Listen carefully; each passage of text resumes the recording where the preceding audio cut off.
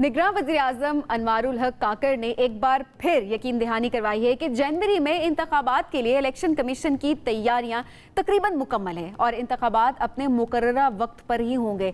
वज़ीर-ए-आज़म के मुताबिक हल्का बंदियों समेत दीगर मामलात पर काफ़ी पेशरफ्त हो चुकी है और इलेक्शन कमीशन को दरकार फंड्स पर भी गौर किया जा चुका है। लेकिन इस वक्त एक सवाल शिद्दत से उठ रहा है जो कि लोग भी पूछ रहे हैं और बार बार सियासी जमातें भी जाहिर है इस पर भी सवाल कि हुकूमत को इलेक्शन के हवाले से बार बार यकीन दहाइयाँ क्यों करवानी पड़ रही हैं, इसके बावजूद गैर यकीनी की सूरत हाल क्यों नहीं ख़त्म हो रही, जबकि वज़ीर-ए-आज़म ने बार बार ये बात कह दी है कि तैयारियां मुकम्मल हैं और इलेक्शन हो जाएंगे जनवरी में। तो इसी वाले से बात करते हैं। इस वक्त पीपल्स पार्टी के सीनियर रहनुमा कमर ज़मान कायरा साहब हमारे साथ मौजूद है। कायरा साहब बहुत शुक्रिया प्रोग्राम में ज्वाइन करने के लिए।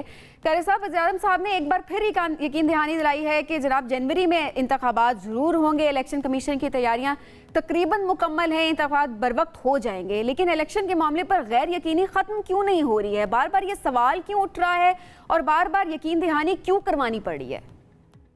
इलेक्शन की डेट जो थी वो 90 डेज के अंदर होनी चाहिए थी, लेकिन एक दूसरी इंटरप्रिटेशन करके और जो एक हालात का मजबूरी के तहत ये हल्का बंदियों वाला मामला आ गया, उसकी वजह से जनवरी की डेट दी गई। हमारी जमात की हमेशा ये कोशिश रही, मुतालबा रहा कि आप 90 दिन में इंतखाब कराएं, और जब 90 दिन में इंतखाब नहीं हो पा रहा और आपने हल्का बंदियाँ शुरू कर दी हैं तो फिर साथ शेड्यूल देने का ऐलान किया। हमारे मुल्क की एक तारीख है, यहाँ पे अक्सर इलेक्शन जो हैं वो डिले कर दिए गए, उनको किसी तरीके से भी छीन लिया गया या डिले किया गया। तो उस तारीख की वजह से लोगों के अंदर शुबहे हैं, इब्हाम है। मियां नवाज शरीफ साहब आ रहे हैं मुल्क के अंदर, उनकी वजह से ये था कि जी क्या होगा, उनको इजाज़त मिलेगी नहीं मिलेगी, वो पॉलिटिक्स करेंगे तो क्या होगा, इमरान खान के केसेस का क्या बनेगा, किस तरह आगे काम चलेगा। ये जो बहुत सारी चीज़ें हैं, इन्होंने एक इब्हाम पैदा किया हुआ है। कल भी इलेक्शन कमीशन के अंदर एक मीटिंग थी जिसमें सारी सियासी जमातों को दावत दी गई। वहाँ पे भी चीफ इलेक्शन कमिश्नर साहब ने, कमीशन ने इस बात की यकीन दहानी कराई कि जनवरी में एंड में हम इलेक्शन कराएंगे और हम जल्द इंशाअल्लाह शेड्यूल भी दे देंगे। उसकी कुछ टेक्निकल वजूहात है अभी तक शेड्यूल ना आने की, तो मैं समझता हूँ अगर शेड्यूल आ जाए तो उससे काफ़ी बेहतरी आ जाएगी और ये जो एक अभाम की कैफियत है ये ख़त्म हो। लेकिन कायरा साहब, जो सिक्योरिटी के हवाले से खदशात जाहिर किए गए हैं वज़ीर-ए-आज़म साहब की तरफ से, और वो कहते हैं कि हुकूमत दहशतगर्दी के वाक़यात से बचने के लिए इंतजाम कर रही है, तो सिक्योरिटी खदशात पीपल्स पार्टी की इलेक्शन मुहिम को कितना मुतासर कर सकते हैं? क्योंकि माजी में भी हमने देखा कि पार्टी को आज़ादी से इलेक्शन मुहिम चलाने नहीं दी गई। देखिए, सिक्योरिटी सिचुएशन एक बड़ा सीरियस इशू है। पाकिस्तान में इस वक्त दोबारा दहशतगर्दी की वेव है। हमारी फ़ौज, हमारी सिपाही, हमारी पुलिस, हमारे सिविलियंस, सब लोग इस वक्त अंडर फायर, अंडर अटैक हैं और हमारे जवान बड़ी मुस्तैदी के साथ, हमारी अफवाज, हमारी सिपाह, हमारे बाकी लोग जो इदारे हैं, वो पुलिस हो, रेंजर्स हो, FC हो, जो भी हैं, इसी तरह हमारी इंटेलिजेंस एजेंसीज हैं, वो बड़ी मुस्तैदी से कोशिश कर रही हैं इसे जान छुड़ाने की। लेकिन हमें इस पीपल्स पार्टी इसका हमेशा शिकार रही। उसकी बुनियादी वजह यही है कि हम इस तरह की इंतहा पसंदी के हमेशा मुखालिफ रहे हैं। हमेशा खुल के हमने पाकिस्तान के अंदर जिन तबकात का वो हक छीनना चाहते हैं, मसलन ख़वातीन हो, ट्रांसजेंडर हो, इस मुल्क की अक़लियतें हों, तो उनके हम हक में खड़े होते हैं। इस मुल्क के मज़दूरों, किसानों के हक में खड़े होते हैं। हम एक लिबरल और डेमोक्रेटिक पाकिस्तान की बात करते हैं। लिहाजा पीपल्स पार्टी को इस बुनियाद पे कि ये वफाक की अलामत और ये अवाम की हाकमियत की बात करती है, हमें इसकी सज़ा दी जाती है। खदशे तो बहुत हैं, लेकिन पीपल्स पार्टी हर तरह के खदशात का मुकाबला करते हुए इलेक्शन में इंशाअल्लाह हिस्सा लेगी और कामयाब होगी। अच्छा कायरा साहब, बिलावल साहब के हवाले से भी कहा जा रहा है कि पीर को वो लाहौर पहुंच रहे हैं और पंजाब में पार्टी की तंजीमी सतह पर तब्दीलियों का भी इम्कान जाहिर किया जा रहा है। एक तो इसको क्लैरिफाई भी कीजिएगा और दूसरा ये भी बताइएगा कि बिलावल साहब की और दीगर मसरूफियात क्या हैं लाहौर में? अब मुझे अभी पता नहीं है, ये बात तो पंजाब की तंजीम बता सकती है, उनके साथ कंसल्ट हुआ होगा या उनका ऑफिस जो है चेयरमैन साहब का, मेरे साथ उनकी कोई इस पे कंसल्टेशन नहीं है। ठीक। और बिलावल भुट्टो की शहबाज शरीफ से मुलाकात कितने चांसेस हैं? चूँकि कुछ खबरें ये भी आ रही थी कि पार्टियों के दरमियान खलीज कम करने के लिए ये मुलाकात हो सकती है। मैंने कहा उनके मुलाकातों का या उनकी आमद पे उनका क्या स्केड्यूल है मेरे इल्म में आपको नहीं है। पता, ठीक है। मैं इस बात की कोई तस्दीक नहीं कर सकता। आप अमकान की बात करें तो बिल्कुल अमकान हो सकता है। वो शहबाज शरीफ साहब की इज़्ज़त करते हैं, शहबाज शरीफ साहब उनकी इज़्ज़त करते हैं। हम इलेक्शन अपने अपने तौर पे लड़ेंगे, बिल्कुल लड़ेंगे, लेकिन इस दौरान हमारे ताल्लुकात में इतना तनाव नहीं आ सकता। माजी के जो वो तलखियाँ, लड़ाइयाँ अब उसकी तरफ जाने के अमकान नहीं है। तो मैं इसको मुस्तरद भी नहीं कर रहा, लेकिन इसकी तस्दीक भी नहीं कर रहा। चलें, आप ना मुस्तरद करें ना आप तस्दीक करें, लेकिन उसके साथ साथ अगर ये भी देखा जाए कि इख्तलाफात तो पैदा हो रहे हैं। जिस तरह पीपल्स पार्टी के नून लीग के बाद अब JUI के साथ ताल्लुकात अचानक भी ख़राब होना, मंजर आम पर ये चीज़ें भी सामने आना शुरू हो गई हैं। जिस तरह मौलाना साहब का भी कहना है कि पीपल्स पार्टी के लोग फैसले के बाद बाहर आकर सियासत करते हैं, क्या कहना चाहेंगे? नहीं, पीपल्स पार्टी सियासत करती है, वो अंदर बैठ के भी सियासत करती है, वो बाहर आके भी सियासत करती है, वो हर हाल में सियासत करती है। यही हमारा काम है, क्योंकि हम सियासी जमात है। बाकी गिले शिकवे मौलाना को अपनी जगह होंगे, हमें उनसे हैं, उन्हें हमसे हैं। और कायरा साहब, नवाज शरीफ साहब की वतन वापसी ज़ाहिर अब तो शुरू हो चुकी है, उनकी वतन वापसी सऊदी अरब में इस वक्त मौजूद है। दुबई जाएंगे, फिर 21 को यहाँ पर आ जाएंगे। जीरो रिस्क हो गया उनके लिए, चैलेंजेस खत्म हो गए हैं उनके लिए सारे? जी नहीं, नवाज शरीफ साहब के चैलेंजेस तो खत्म नहीं हुए। एक आज़ादाना फिजा ज़रूर एक नज़र आई है अदलिया के अंदर, उसमें तवक्को करनी चाहिए। मियाँ साहब को इस वक्त दो तरह के रिलीफ दरकार होंगे, या दो तरह की सूरत हाल का कानूनी तौर पर सामना होगा।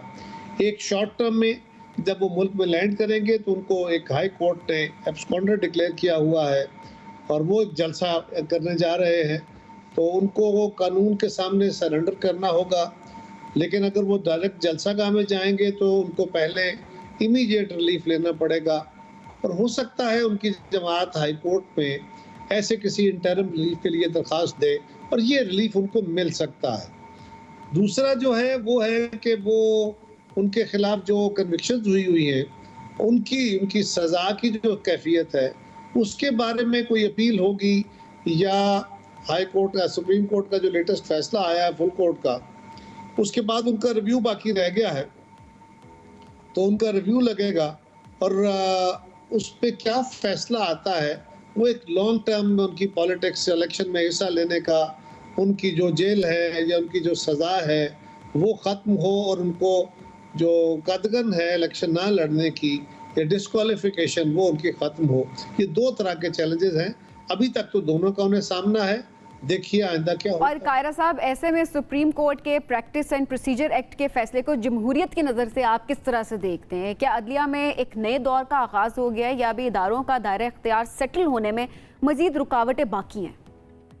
देखिए, रुकावटें तो अपनी जगह है, एक लंबी पुरानी आदतें हैं जो जाते जाते जाएंगी, और इदारों में जो खराबियां हो गई हैं सिर्फ अदलिया में नहीं बाकी जगहों पे भी, तो वो भी वक्त के साथ दूर होंगी। लेकिन अगर क़यादत बिल्कुल ताकत के साथ, तसव्वुर लेके, क्लैरिटी के साथ इस पे फोकस हो जाए तो ये काम हो सकता है।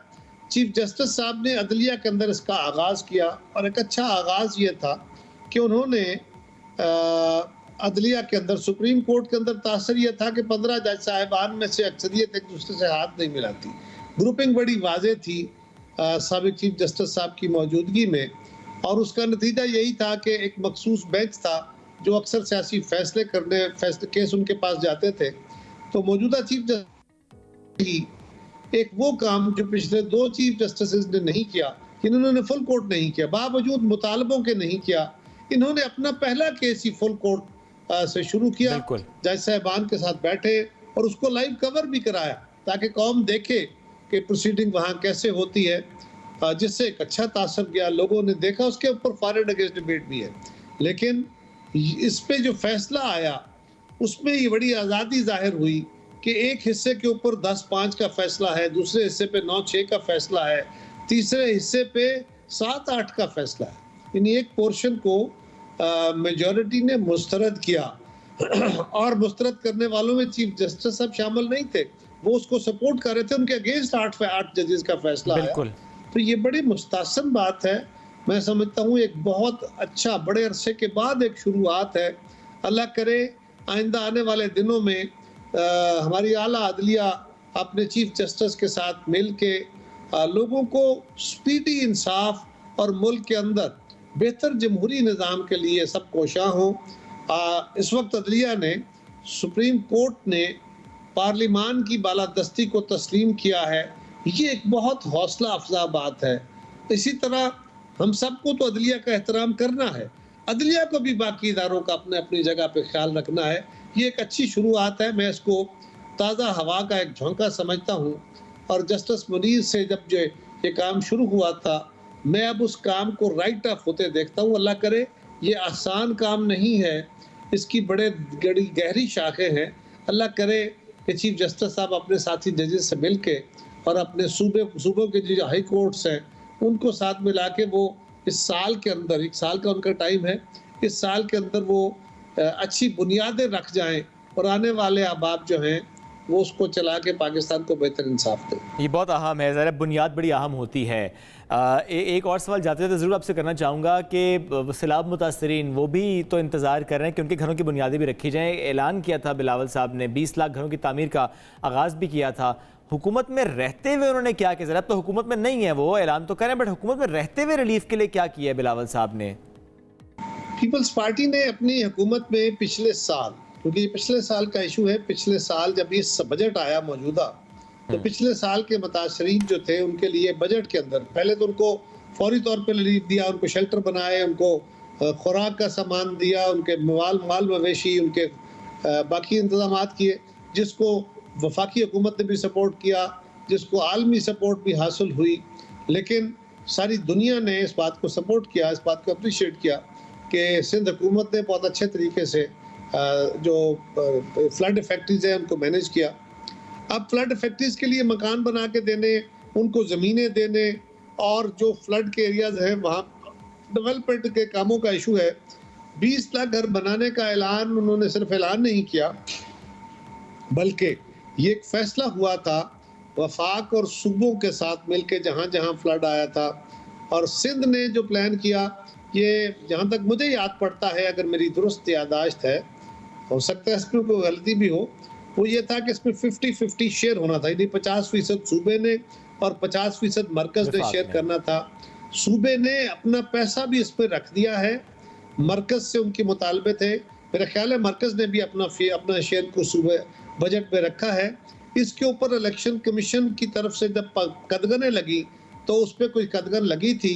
कल इलेक्शन कमिश्नर साहब ने हमें बताया कि ये जो फ्लड इफेक्ट्रीज हैं इनकी हद तक तो कोई किस्म की कदगन नहीं है, छोड़ वो वेव ऑफ कर दी गई है। ये एक अच्छी बात है। और न सिर्फ ये अमल पूरा होगा बल्कि फ्लड के चैनल्स को दुरुस्त करके, ताकि आइंदा फ्लड आए तो लोगों का ज़्यादा नुकसान ना हो, इसके लिए भी जो कोशिशें हैं वो भी सिंध गवर्नमेंट कर रही है। और यकीनन ये किसी एक सूबाई गवर्नमेंट का काम नहीं है, वफाकी हुकूमत भी उनमें अपना हिस्सा डालेगी। और उनके साथ जो आलमी इदारों ने वादे किए हैं उसमें भी कुछ अगर इमदाद मटेरियलाइज होगी तो ये बेहतर काम हो सके। ठीक हो गया। तारिक साहब बहुत शुक्रिया हमें वक्त देने के लिए, हमारे से मौजूद थे आप।